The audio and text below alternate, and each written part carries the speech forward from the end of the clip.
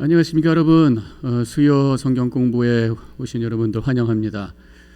공부한다는 게 쉬운 건 아니죠. 우리가 생각을 집중해야 되고 시간을 들여야 되고 그렇지만 믿음을 좀 더 깊게 하고 풍성한 더 큰 은혜를 받기 위해서는 성경 말씀의 배경이라든가 그 내용을 충분히 이해할 수 있는 공부도 필요하다고 믿습니다. 제가 수요 공부는 이 설교하고는 좀 다르게 어프로치를 하기 때문에 여러분들이 좀 더 커밋하면서 함께 공부하는 그런 시간을 가지셔야 될 줄로 믿습니다. 자, 그러면 기도하고 오늘 이제 사도행전 2장을 시작하도록 하겠습니다. 감사합니다 하나님. 사도들의 그 사역, 교회의 시작, 또 복음의 역사를 우리가 따라가면서 함께 말씀을 배웁니다. 이 사도행전을 통해서 우리 안에 하나님의 영으로 충만하게 해주시고 복음의 사역에 열정을 가진 자로, 하나님의 소명을 가진 자로 우리의 삶을 다시 한번 바라볼 수 있는 그런 기회가 되게 하여 주시옵소서. 오늘 공부에도 하나님의 영, 진리의 영께서 함께 하실 줄 믿고 감사하며 예수님의 이름으로 기도합니다. 아멘. 자, 그러면 2장을 사도행전 2장을 함께 보면서 또 읽게 되도록 하겠습니다.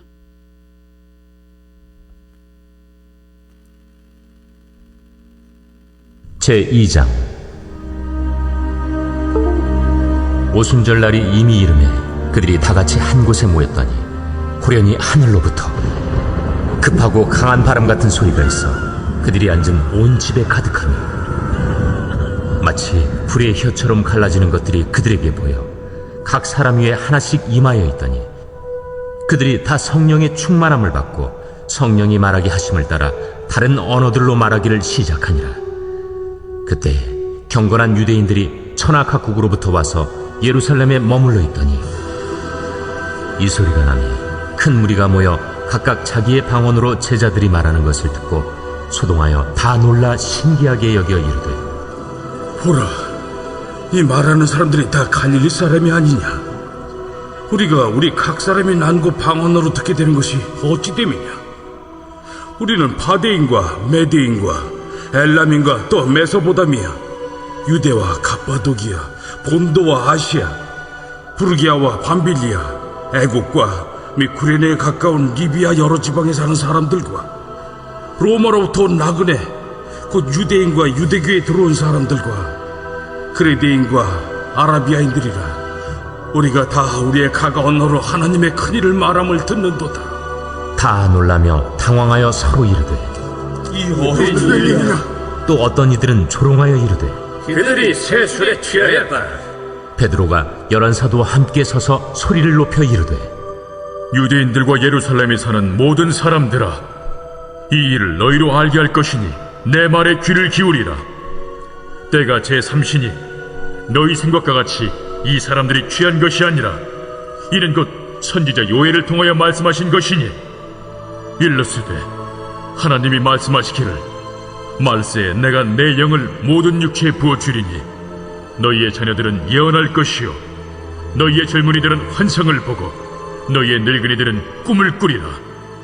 그때 내가 내 영을 내 남종과 여종들에게 부어주리니 그들이 예언할 것이요 또 내가 위로 하늘에서는 기사를 아래로 땅에서는 징조를 베풀리니 곧 피와 불과 연기로다.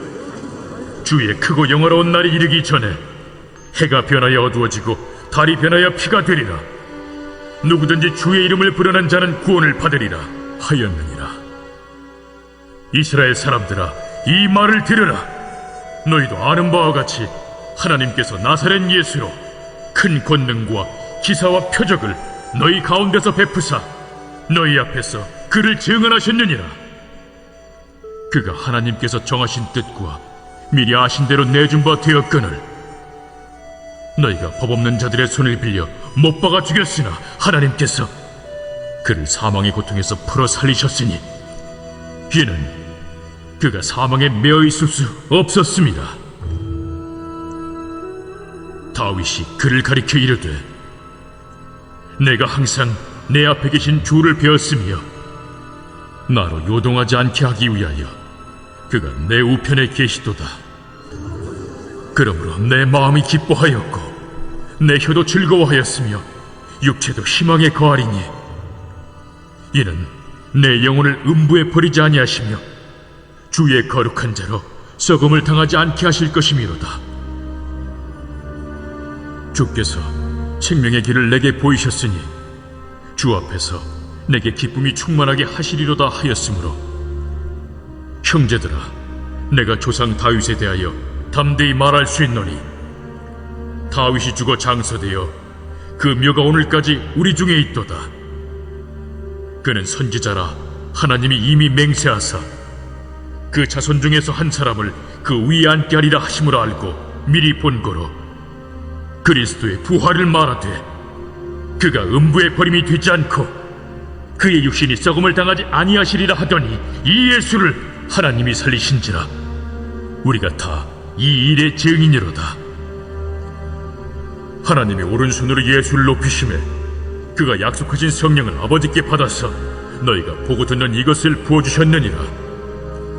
다윗은 하늘에 올라가지 못하였으나 친히 말하여 이르되 주께서 내 주에게 말씀하시기를 내가 내 원수로 내 발등상이 되게 하기까지 너는 내 우편에 앉아있으라 하셨도다 하였으니 그런즉 이스라엘 온 집은 확실히 알지니 너희가 십자가에 못 박은 이 예수를 하나님이 주와 그리스도가 되게 하셨느니라.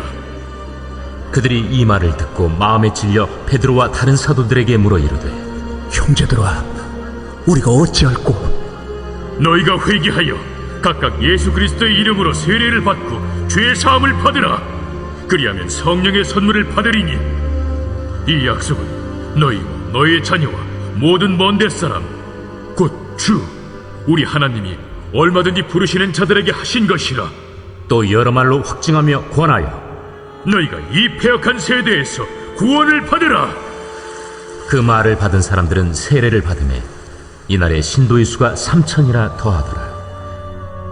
그들이 사도의 가르침을 받아 서로 교제하고 떡을 떼며 오로지 기도하기를 힘쓰니라.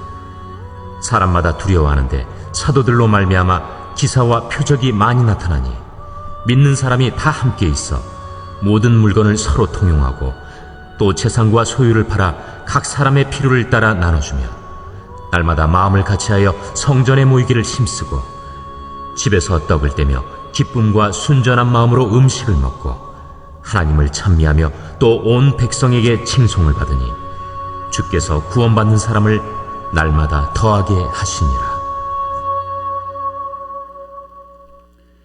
예, 감사합니다. 이제 10개의 문제를 가지고 본문을 이해하는 그런 이해 질문을 함께 풀도록 하겠습니다.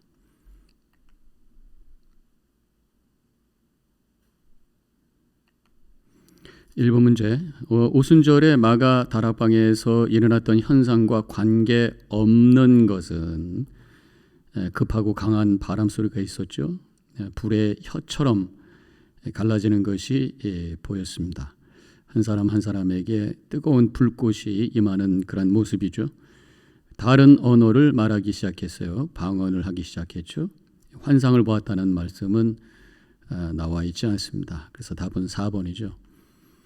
2번 질문, 제자들이 방언할 때 사람들의 응답 중에 맞지 않는 것은 제자들이 성령의 강림함을 경험하면서 방언을 할 때에 그걸 보았던 사람들이 주변에 있었습니다. 제자들 말고 다른 사람들이죠. 굉장히 신기하게 여겼죠. 그런데 각자가 다른 지방에서 왔는데 자기 지방에서 듣던 언어로 그것이 들렸다는 것입니다. 그래서 그게 무슨 말인지를 이해했는데 3번에 여기 보면 하나님의 큰 일에 대해서 말하는 것으로 이해했다고 하는 것입니다. 하나님의 큰 일이 뭐겠습니까? 이런 구원의 사역에 대한 말씀이겠죠. 예수님에 대한 말씀이겠죠. 그래서 당황하는 사람도 있었고 어떤 사람들은 술 취했다 하면서 조롱하는 사람들도 있었어요. 근데 그 사람들은 아직은 구경꾼들로 있었지 믿음이 들어가지 않아서 하나님께 영광 돌리는 사람이 있었다는 그런 말씀은 나와 있지 않습니다. 3번, 성령 체험 후에 크게 소리 높여 설교를 하기 시작한 사람의 이름과 그때의 시간은 누굽니까? 베드로 사도죠. 성경의 15절에 보면은 제3시에 설교를 하기 시작을 했는데, 제3시라고 하는 것은 오전 9시죠. 7시가 1시, 8시가 2시, 제3시가 9시가 되죠. 여기서 얘기하는 그 제3시는 유대인들의 시간이죠. 우리의 시간하고 좀 다르죠. 4번, 이 설교에서 베드로의 설교에서 요엘서 2장 28절을 인용하고 있는데, 아래 구절에 빈칸을 채우세요. 하나님이 말씀하시기를 말세에, 그래서 지금부터 시작되는 것이 이미 종말을 향한 그런 시작이다, 그런 말씀이죠. 내가 내 영, 성령을, 여기에 성경에는 영을 모든 육체에 부어주리니 너의 자녀들은 예언할 것이요. 예언이라고 하는 것은 하나님의 말씀을 받아서 선포하는 일이죠. 너희의 젊은이들은 환상, 비전을 보고 너희 늙은이들은 꿈을 꾸리라. 그런 말씀을 인용했습니다. 5번, 이 설교를 들은 후에 사람들의 반응은 어땠나요? 이를 갈았다. 이건 스데반 집사님이 설교했을 때 사람들이 이를 갈았고 나중에 돌멩이를 던지게 되죠. 박수를 치거나 또 무관심했다는 표현은 없고요. 3번에 마음이 찔려요. 그리고 우리가 우리가 어찌할꼬 그렇게 응답을 하죠. 6번 질문에서 사람들이 이 설교를 듣고 우리가 어찌할꼬라고 질문했을 때 베드로가 계속해서 선포를 합니다. 그 메시지의 내용 중 관계가 없는 것은 희생 제물을 드리라 구약에 대한 언급한 적이 없습니다. 회개하고 예수의 이름으로 세례를 받고 죄사함을 얻을 때 성령을 선물로 받을 것이다. 그렇게 말씀하셨죠. 그래서 답은 1번이죠. 관계없는 내용이. 7번, 베드로의 설교를 듣고 세례받고 신자가 된 사람의 숫자는 41절에서 그 말을 받고 세례를 받고 신도가 3,000이나 더해졌다. 이렇게 쓰여져 있어요. 3,000명이 이 설교에 응답을 하고 예수 믿게 된 것이죠. 엄청난 역사죠. 8번, 이렇게 신자가 된 사람들이 했던 것과 관계없는 것은 여기서 44절이 아니라 42절에 있는 말씀을 가지고 한번 찾아보시라는 것입니다. 사도들의 가르침을 받고 서로 떡을 떼며 식사를 하고 오로지 기도에 힘썼다. 그렇게 쓰여져 있어요. 교회 건축을 결정했다. 이런 말씀은 없죠. 그래서 성전이라고 하는 것은 이미 유대인들이 하나님께 제물을 드리는 어떤 그런 곳이 성전이 있었고 다른 어떤 건물을 건축한 적은 없습니다. 가정교회, 집에서 모이는 교회가 시작이 된 것이죠.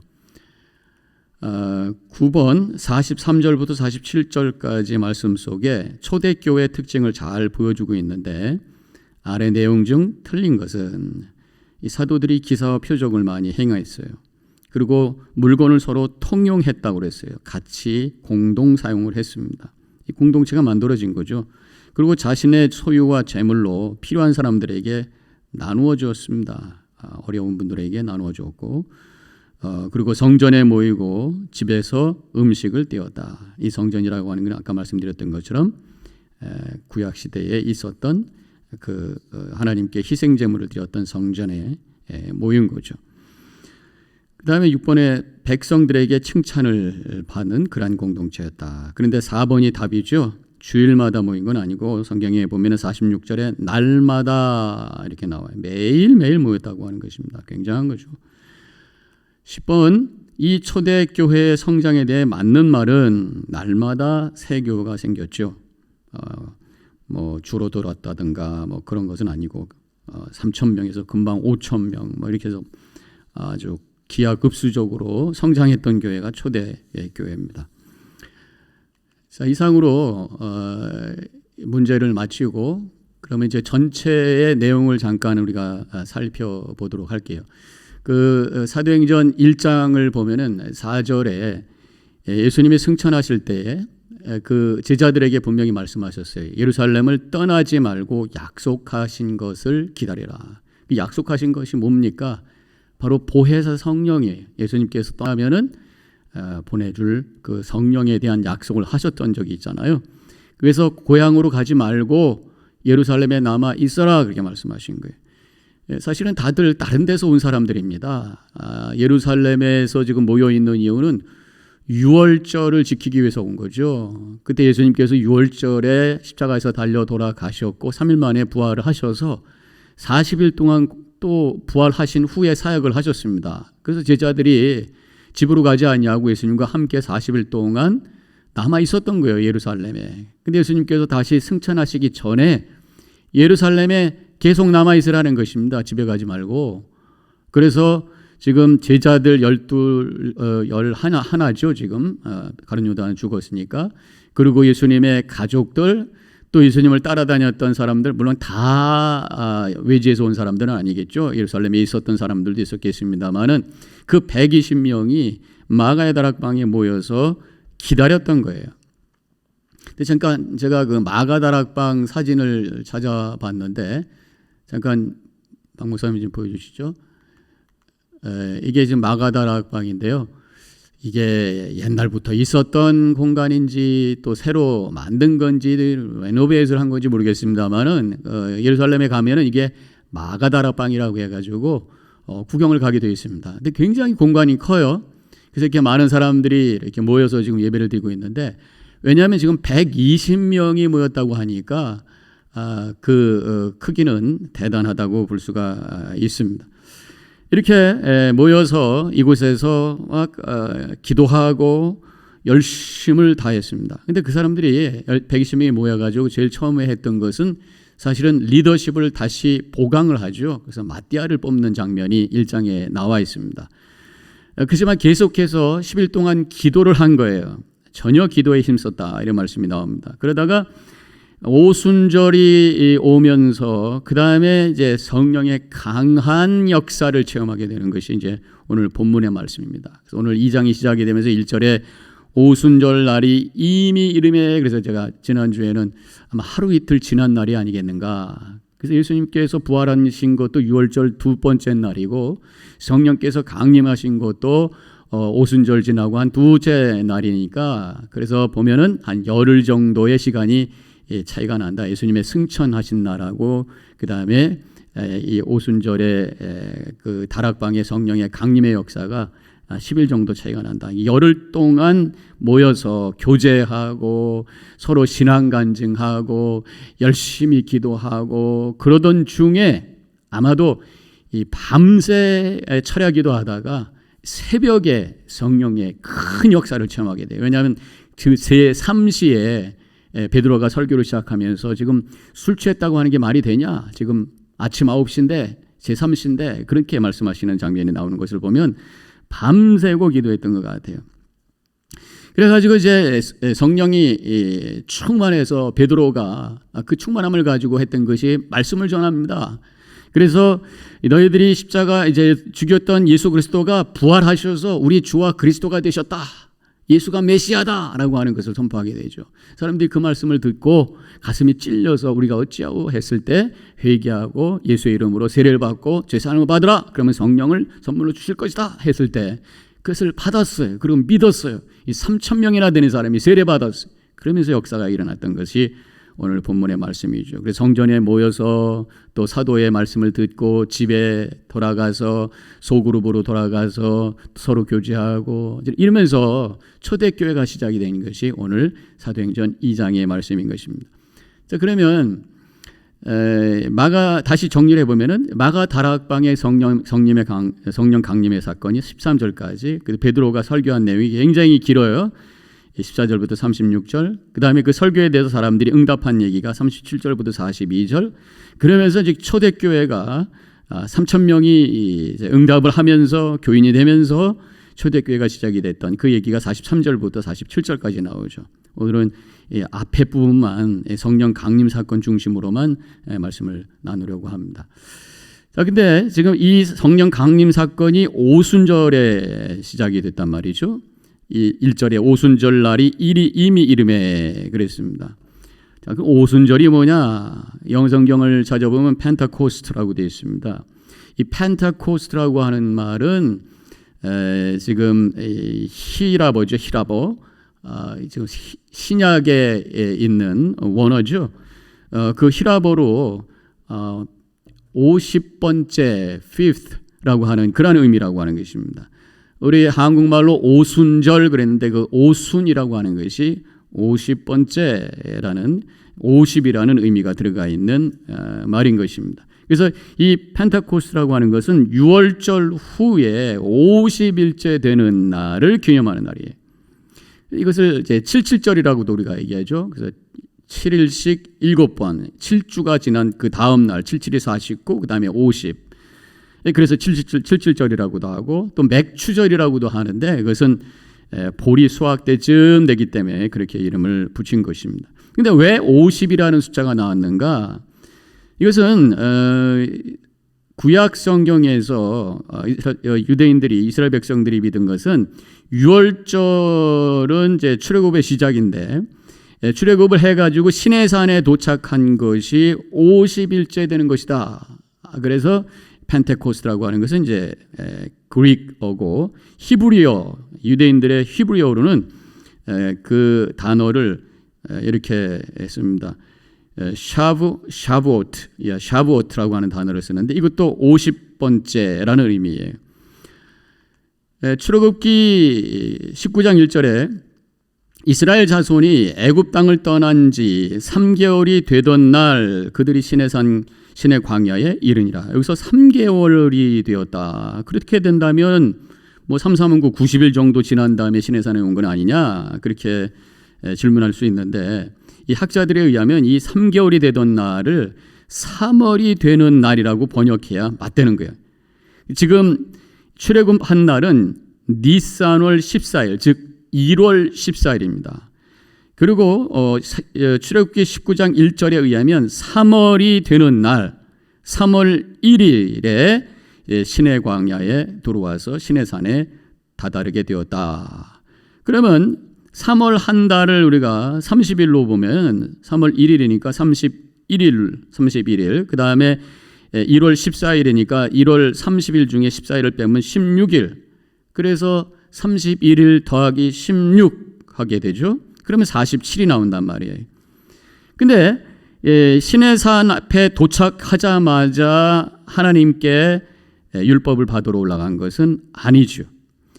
율법을 받은 것은 3일 후입니다. 그래서 출애굽기 16장에 보면 셋째 날 아침에 우레와 번개가 빽빽한 구름이 산 위에 있고 나팔 소리가 매우 크게 들리니 지금 하나님의 임재 사건이 일어나는 것이 시내산 도착한 지 3일째 되는 날 그때에 이제 모세가 장로들과 함께 올라갔다가 장로들은 내려오고 모세는 하나님께 올라가서 십계명을 받게 되죠. 율법을 받게 되죠. 그래서 다시 아까 그 수와 산수로 들어가면은 이 30일 플러스 16 더하기 3일을 더하면 50일이란 말이에요. 그래서 오순절 50일째 되는 날 그 날을 하나님께서 이스라엘 백성들에게 율법을 주신 날을 기념한 것이 사실은 오순절이란 말이죠. 그런데 이 오순절 날 성령 강림의 역사가 일어났습니다. 오늘 2절에 보면은 강한 바람이 불고 불의 혀 같고 방언을 하고 막 천둥 번개가 치는 그런 모습이잖아요. 그런데 지금 출애굽기 19장 16절에 나오는 그 시내산에서의 나타나는 현상, 우레와 번개가 빽빽한 구름이 있고 나팔 소리가 나오고 뭐가 막 천둥 번개가 치고 난리가 났잖아요. 이 두 가지가 이미지가 좀 연결이 되지 않습니까? 그래서 제가 사진을 그림을 한번 찾아봤는데 이 왼쪽에 있는 것은 시내산에서 하나님의 임재 현상 50일째 되는 날, 오른쪽에는 그날 마가다란 방에서 일어났던 그런 역사. 이 두 가지가 서로 연결이 된다고 하는 것입니다. 자, 이 시내산에서 하나님의 임재는 출애굽한 이스라엘 백성들을 모아놓고 언약을 맺으신 거예요. 그리고 언약을 계속 유지하기 위해서 주신 것이 바로 율법입니다. 그리고 율법을 지키기 위해서 만들어 주신 것이 성막이에요. 그래서 이 시내산 사건을 통해서 성막이 만들어지고 예배 장소가 만들어지고, 그래서 이스라엘 백성들이 그냥 출애굽한 백성에서 성막 공동체, 예배 공동체가 되었다고 하는 것입니다. 마찬가지로 이 시간에 이 같은 그 오순절에 마가다락방에서 성령께서 강림하시면서부터 시작된 게 있어요. 그것이 바로 교회라고 하는 거예요. 시내산에서는 성막이 시작이 되었고, 오순절 마가다락방에서는 교회가 시작이 되었어요. 물론 그 건물이 세워진 건 아니죠. 공동체가 만들어진 거죠. 그래서 그 공동체의 교회 모습은 사도행전 2장 46절에 이렇게 나오죠. 성전에서 모이기를 힘쓰고 집에서 떡을 떼며 기쁨과 순전한 마음으로 음식을 먹고. 아까도 말씀드렸지만 이 성전은 어떤 교회를 건물을 지은 것이 아니라 이미 있었던 예루살렘 성전인 것이에요. 헤롯 성전이죠. 그리고 거기 안에 들어간 것이 아니에요. 안에는 아무나 들어가지 않죠. 제사장만 들어가잖아요. 그 밖에 뜰에 있는 솔로몬 행각에 모였다고 하는 것이에요. 그래서 아까 제가 또 그림을 찾아봤는데 저기 뒤에 있는 것이 헤롯 성전 전체의 전경이라고 한다면, 거기에 보면은 건물이 있어요. 그 건물 안에는 제사장이 들어가는 거고, 그 안뜰에는 제물을 드리는 사람과 제사장이 있는 것이고, 이 밖에 뜰에는 사람들이 그냥 모이는 거예요. 근데 양쪽으로 이렇게 담같이 생긴 거기가 바로 행각인 것입니다. 그래서 솔로몬 행각이 아마 저 뻘건 지붕에 있는 그곳을 솔로몬 행각이라고 할 수 있겠죠. 지붕은 있고 기둥만 있습니다. 벽이 없는 거예요. 그래서 오른쪽에 동그라미 안에 있는 그림을 보면 예수님께서 솔로몬 행각에서 들어가셔서 짐승들을 쫓아내시고 상인들을 쫓아내셨던 그 장소, 또 거기서 말씀도 전하시고 기적도 행하셨던 그 장소, 거기에 초대교회 교인들이 모여서 말씀을 듣고 또 예배하는 그러한 장소로 삼았다고 하는 것입니다. 그러고 나서 흩어져서 각자 집에서 소그룹으로 모인 거죠. 그래서 여기에 모여서 솔로몬 행각에서 뭐 3,000명이 다 모인 건 아니겠죠. 그래서 모여서 예배드리고 말씀 나누고, 그리고 그 다음에 흩어져서 소그룹으로 흩어져서 우리 같이 속회로 집마다 모여서 함께 교제하고 떡을 나누고 은혜를 나누는 그런 시간을 가진 거예요. 그래서 예배를 드린 다음에 우리가 지금 온라인으로 예배를 드리잖아요.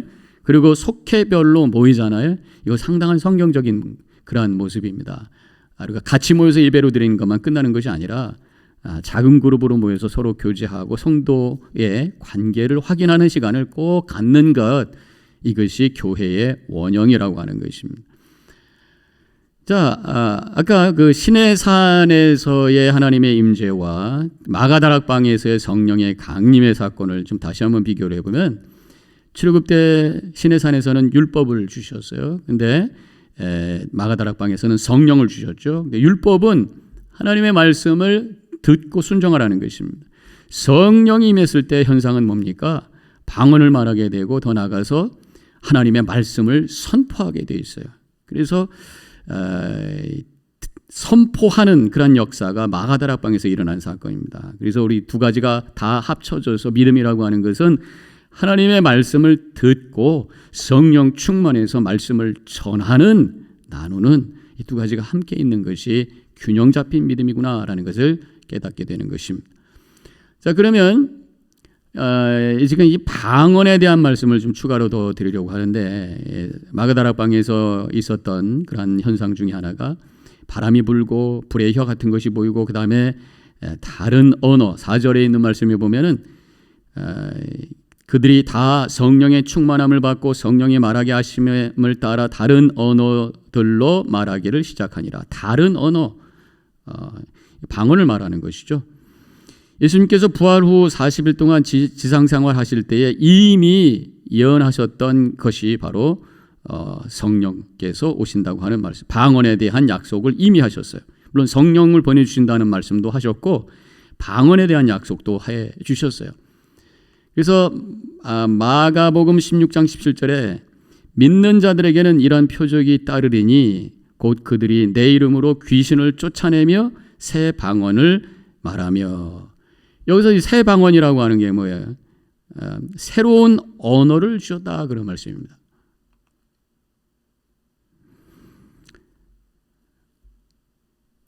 언어학적으로는 이 방언이 언어라고 할 수가 없다고 하는 것입니다. 왜냐하면은 알아들을 수 없는 말이기 때문에. 그래서 성경에 보면은 영어 성경에는 tongues라고 되어 있어요. 혀의 소리라고 되어 있습니다. 물론 그래서 사람하고는 이게 커뮤니케이션이 어려운 말이 될 수 있지만 하나님과는 소통할 수 있는 그러한 새로운 언어죠. 신비로운 언어, 천국의 언어입니다. 이 새 방언, 이것은 배워서 하는 것이 아니라 하나님이 주셔야 받을 수 있는 신비로운 언어라고 하는 것이. 심리학자가 이 방언, 일종의 이거 방언을 최면 현상이다 이렇게 말하는 사람이 있다는 것입니다. 많은 사람들이 있는 곳에서 흥분되면 무아지경이 되어가지고 자기 최면 속에 들어가서 이상한 말을 하게 돼 있다. 그래서 실제로 세 사람을 가지고 최면가가 최면을 걸어서 방언을 하게 했대요. 그런데 이상한 말을 하긴 하는데 한 단어씩 짧게 반복을 하더라는 거예요. 근데 방언, 우리가 성령께서 주시는 어떤 은사로서의 방언은 막 줄줄줄줄 흘러나오잖아요. 그렇기 때문에 이것을 자기 최면이라고 하기에는 곤란해요. 혼자서 하는 황홀경이 아니라 기도 중에 분명히 하나님을 향해서 기도하는 대상이 있는 대화라고 하는 것을 우리가 알 수가 있습니다. 그것이 바로 방언이라고 하는 것이. 그래서 방언은요, 제가 언젠가도 말씀드렸습니다마는 제 체험으로는 그래요. 나의 언어가 내 간절함을 따라가지 못할 때에 하나님이 방언을 주셔요. 그러면서 묶였던 그 마음이, 그 언어가 풀어지는 경험을 하면서 하나님과 깊은 영적인 교제를 하게 된다는 것입니다. 방언도 종류가 있다고 합니다. 내용을 아는 방언과 내용을 모르는 방언이 있어요. 의지를 가지고 하는 방언이 있습니다. 내 기도의 내용을 아는 방언이죠. 의지가 없는, 내가 무슨 말을 하는지 몰라요. 그냥 방언하는 것입니다. 이 두 가지 방언이 있는데 어떤 신경학자가, 신경과 의사가 뇌파 검사를 했다는 거예요. 그런데 기도 내용을 기억하는 방언은 편안하게 누워있는 사람과 같은 뇌파였다고 합니다. 근데 기도 내용을 기억하지 않는 방언은 깊은 묵상 속에 빠져있는 사람과 같은 뇌파의 모습이었다. 그래서 이 두 가지가 다른 종류라기보다는 깊이의 차이다 이렇게 볼 수가 있습니다. 간과하는 방언 기도가 있고 묵상 속에 빠진 방언 기도가 있다고 하는 것입니다. 그런 면에서 보면은 우리가 언어로 하는 기도에서 더 깊은 기도가 방언 기도라고 할 수 있고, 그것보다 더 깊어지는 것이 이제 묵상 속에 들어간 방언. 또 방언이 아니더라도 묵상 그 자체가 깊은 기도, 언어가 필요 없는 하나님과 그냥 공감하고 있는, 교감하는 그러한 상태라고 할 수가 있습니다. 방언은 분명히 영적인 도움이 돼요. 그런데 사도 바울도 언급했습니다만 이것은 나에게만 도움이 되는 것이지 다른 사람에게는 아니라는 것입니다. 오히려 다른 사람에게 이상한 말로 거부감을 줄 수 있고 나는 못한다는 생각 때문에 영적인 열등감을 줄 수도 있어요. 그래서 이 방언은 혼자서 아니면 똑같이 함께 하든지 골방에 가서 하든지 그렇게 하는 거란 말이에요. 그래서 사도 바울도 고린도전서 14장 19절에서 이렇게 말씀하셨습니다. 교회에서 내가 남을 가르치기 위하여 깨달은 마음으로 5마디 말하는 것이 10,000마디 방언으로 말하는 것보다 나으니라. 다른 사람을 향해서는 말씀을 가르쳐야지, 어떤 사람이 방언으로 막 얘기하고 방언으로 다른 사람에게 얘기하고 방언으로 찬양하고 뭐 이랬던 것 같아요. 그러니까 그런 것은 의미가 없다 이렇게 말씀하신 것이죠.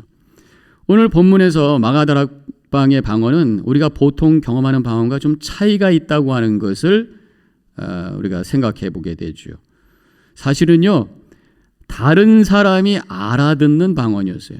8절에 이렇게 나와 있습니다. 우리 각 사람이 난 곳 방언으로 듣게 되는 것이 어찌미냐. 믿지 않는 사람들이 통역의 은사를 받은 것도 아닌데 알아들었다라고 하는 것입니다. 일단 정말로 이런 일이 일어났다는 것을 우리는 일단 믿어야 돼요. 그렇다고 뭐 그것을 흉내내려고 할 필요는 없습니다. 그게 무슨 말씀이냐면 어떤 분은 이 방언에도 뭐 중국 방언이 있고 뭐 소련 방언이 있다 뭐 그런 말씀을 하시는 분이 있었던 걸 제가 기억이 내는데, 그렇다고 뭐 중국 방언처럼 막 중국말을 흉내내는 식으로 해가지고 방언을 아무리 해도 중국 사람이 오면 알아듣지 못해요. 또 소련 방언한다고 그래가지고 뭐 스키스키 이렇게 스키스키 하면서 그렇게 흉내내도 이 소련 사람이 알아듣는 게 아니더라고 하는 것입니다. 그런 그 언어로서 알아듣는 그 방언의 역사는 아마도 마가 다락방에서만 있었던 신비로운 현상이 아닌가 그런 생각을 하게 돼요. 저는 이렇게 이때에 하나님께서 알아듣는 방언, 다른 사람이 알아듣는 방언, 옆에서 누가 통역한 것도 아닌데 그냥 알아들었단 말이에요. 그 사람들이 믿는 사람들도 아니었는데도 그냥 알아들었단 말이에요. 실제로 언어로 알아들었단 말이죠. 그러한 방언의 역사를 주신 것에 대해 어떤 특별한 메시지가 있다고 믿습니다. 이것은 바로 복음은 세계에 전해져야 된다는 것입니다. 다른 언어와 다른 문화에 전해져야 된다는 거예요. 선교에 대한 비전을 우리에게 주신 것입니다. 사도행전 1장 8절에서 성령이 너에게 임하시면 너희가 권능을 받고 예루살렘과 유대와 사마리아와 땅끝까지 이르러 내 증인이 되리라 말씀하셨어요. 이 말씀을 다시 컨펌하는 역사가 바로 성령께서 하신 거란 말이죠. 성령이 임하시면 세계 모든 언어를 통해 복음이 전파될 것이다. 전파될 것이다. 라고 하는 것을 확인시켜주는 역사가 바로 이 방언의 역사였다고 하는 것입니다. 선교는 언어와 문화를 뛰어넘어 복음을 전하는 것입니다. 선교의 가장 큰 도전은 언어예요. 그것을 극복해내는 것입니다. 미국 선교사님들 현지에 가면은요, 선교를 바로 시작을 하지 않습니다. 언어 훈련만 2, 3년을 하신대요. 근데 우리 한국 선교사님들은 급해요. 가자마자 막 교회 건물 짓고 학교 짓고 병원 짓습니다. 근데 사실은 선교사님도 급한 것이지만 한국 교회가 더 급한 것 같아요. 선교사님을 파송해 놓고 당장 그 결과를 기대하니까 언어가 아직 극복된 상황도 아닌데도 뭔가 결과물을 내놓아야 되기 때문에 선교사님들이 바쁘게 막 시작을 하다 막 지치게 되는 그런 결과가 나타난다고 하는 것입니다. 하여튼 복음은 이러한 언어를 뛰어넘어 세계에 전해져야 된다고 하는 것을 우리에게 말씀하고 있어요. 또 한 가지 오늘 이 사건을 통해서 방언의 사건을 통해서 말씀하시는 것은 하나님의 나라는 소통되는 것이다 라는 것을 말씀하고 있습니다. 인간의 타락의 극치가 되었던 곳이 바로 바벨탑이에요. 바벨탑하고 마가다락방은 서로 반대가 되는 장소라고 믿습니다. 마가다락방은 언어가 통일이 되는 역사가 일어났고 이 바벨탑은 언어가 나눠지는 역사가 일어나죠. 창세기 11장 4절에 성읍과 탑을 건설하여 그 탑 꼭대기를 하늘에 닿게 하여 우리 이름을 내고 온 지면에 흩어짐을 면하자. 바로 이것이 교만의 모습이 자신들이 하나님이 되려고 하는 그런 마음, 이것이 결국은 언어가 혼잡되는 결과를 가져오게 되고 서로 알아듣지 못하게 되면서 뿔뿔이 흩어지게 되지요. 그래서 9절에 이런 말씀이 나옵니다. 그러므로 그 이름을 바벨이라 하니 이는 여호와께서 거기서 온 땅의 언어를 혼잡하게 하셨습니다. 여호와께서 그들을 온 지면에 흩으셨더라. 바로 이것이 교만의 결과에 소통이 안 되는 것입니다. 소통이 안 되면 나누어지는 것입니다. 흩어지는 것이. 근데 성령의 강림은 새로운 방언을 주셔서 서로 알아듣게 하시는 것입니다. 소통하게 하시는 것입니다. 그래서 이 언어를 초월하는 그런 방언, 이것이 마가다락방에서 일어났던 것입니다. 그렇다면 우리 가운데 이런 방언의 역사가 있던가? 하나님과는 통하지만 이 통역의 역사, 그 은사가 있는 사람이 아니고서는 그 방언을 알아들을 수가 없잖아요. 그렇다면 서로 함께 언어를 초월해서 우리가 나눌 수 있는 방언이 있다면 뭘까? 저는 그게 찬양이 아닐까 하는 생각을 해보게 됩니다. 선교지에 가서 우리가 예배를 드리면요, 다 언어가 달라요. 그런데 그 찬양은 알거든요. 우리는 한국말로 드리고 거기에 계신 분들은 자기 말로 찬양을 하고 그렇지만 곡이 같아요. 그러면서 서로 그 의미를 아니까 하나가 되면서 은혜 받는 그러한 체험을 했던 적이 있습니다. 이 찬양이야말로 언어와 모든 것을 초월하는 그런 새로운 방언이 아닌가 그런 생각을 했던 적이 있어요. 아무튼 성령의 강림으로 시작한 이 교회는 소통이 잘 돼야 돼. 소통이 안 되면 거기서 문제가 생기는 것입니다. 같은 언어를 쓰고 있는데도 소통이 안 되는 경우가 있어요. 그러면 거기서 문제가 생긴다고 하는 것입니다. 자, 그러면 왜 소통이 안 되는가? 대화가 많지 않았을 때 그렇게 되는 것입니다. 우리가 교회 안에서는 서로 나눔이 깊어져야 돼요. 대화가 그냥 상투적으로 인사하고 오늘 날씨 좋죠 이 정도가 아니라 내 마음의 문을 열고 내가 받은 은혜를 나누고 또 내가 갖고 있는 기도의 제목을 나누고, 그래서 우리 속회에서도 꼭 기도의 제목이 뭡니까? 오늘 받은 은혜가 뭡니까? 서로 나누는, 그래서 그냥 상투적인 얘기가 아닌 내 속의 것이 좀 나와서 마음의 문이 열려서 서로를 받아주고 이해하고 그러면서 공동체가 만들어지는 소통의 역사가 일어나야 된다. 그렇게 하기 위해서는 성령께서 역사하셔야 돼요. 모든 것을 용납할 수 있는 그 큰 하나님의 마음이 우리 속에 가득할 때 그것이 가능하다고 하는 것입니다. 그 다음에 소통이 안 되는 경우는 오해죠. 상대방의 입장을 생각해 주지 않기 때문에 내 입장에서만 자꾸만 얘기하니까. 그래서 우리가 오해를 하지 아니하고 이해할 수 있는 마음, 그것은 바로 마음의 유연성이 부드러워야 돼. 근데 그 부드러움은 어디서 나오는가? 바로 하나님의 생명이 있으면 부드럽습니다. 근데 생명이 없으면 딱딱해져요. 사람이 살아있으면 부드럽습니다. 죽으면 굳는 거예요. 살아있는 나무는 바람이 불면 흔들흔들해요. 근데 죽으면 딱딱해요. 그래서 바람 불으면 부러져요. 그래서 우리가 내 안에 하나님의 생명이 있을 때 마음의 유연성을 갖게 되고 이해해 주게 되고 그러면서 서로 소통하게 되고 그러면서 교회 역사가 일어나게 된다고 하는 것이죠. 성령 충만, 방언을 지금 방언의 역사가 일어날 때에 지금 다시 본문으로 들어가서 조롱하는 사람들이 있었어요. 13절에서 조롱하여 이르되 그들이 새 술에 취하였다 하더라. 왜 새 술이라고 했을까? 보통 술은 주정을 하는데 이 사람들은 어떤 술에 취했는지 모르는데 막 이상한 언어를 쓰더라 그런 얘기예요. 그래서 그 사람들이 새 술에 취했구나 이렇게 말하고 있었다고 하는 것입니다. 지금 성령 충만함과 어떤 술과의 관계를 여기서 보게 되는데 사도 바울께서 에베소서 5장에서 이렇게 말씀하신 적이 있잖아요. 술 취하지 말라. 이는 방탕한 것이니 오직 성령으로 충만함을 받으라. 이 성령의 충만과 술 취함을 비교했던 적이 있습니다. 이 술 취함이라고 하는 것은 기분이 좋잖아요. 근데 성령 충만하면 기쁨이 넘칩니다.